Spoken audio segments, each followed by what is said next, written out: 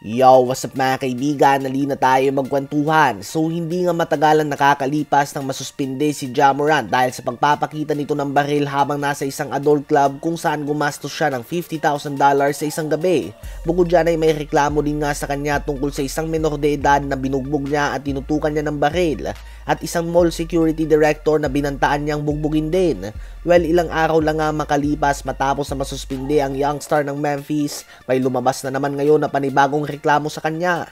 Si Mr. Givon Busby ay isang salesman sa isang sneaker store sa Tennessee. Ayon kay Busby ay tumago na lang siya sa likod ng sneaker store sa takot kay Morant dahil sa banta nitong ginawa sa kanya. Rineport niya umano ito sa mga pulis ngunit hindi nga daw ito umaksyon. Kaya naman ngayon ay kinukwento niya ang mga pangyayari sa Washington Post. Nanginig nga daw siya sa takot matapos siyang sigawan ni Morant at ng 8 o 9 na kasama pa nito. Nauna nga daw siyang pinagalitan ng nanay ni Morant dahil inuna umano niya ang 2 puti kaysa sa kanya na tulungan. Depensa ni Busby ay sinabihan na niya ang nanay ni Morant na wala ito ng size na gusto niya. Matapos ito ay galit na Ja Morant ang pumasok sa tindahan at sinigawan siya nito at sinabihan na hihintayin niya itong makalabas sa trabaho. So ayun nga po mga kaibigan, kung maaalala nyo ay sinabi pala nga ni Ja Morant sa kanyang comeback statement na hindi siya nakita sa viral video at hindi niya hinihikayat ang anumang uri ng violence. Well, this statement is not aging well mga kaibigan. Ano ba masasabi nyo tungkol dito?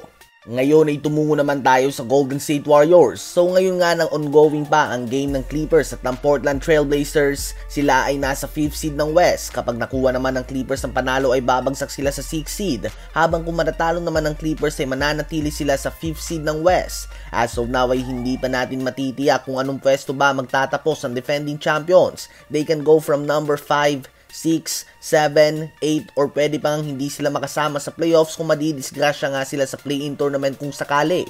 Hindi pa nga natin ito matitiyak dahil hindi lang naman nakasalalay sa mga games nila ang pwesto nila sa Western Conference dahil nakadepende din nga ito sa resulta ng mga games ng Clippers, Lakers at Pelicans. Well, madami sa ngayon ang usap-usapan tungkol sa pagpili na makakalaban na team sa first round.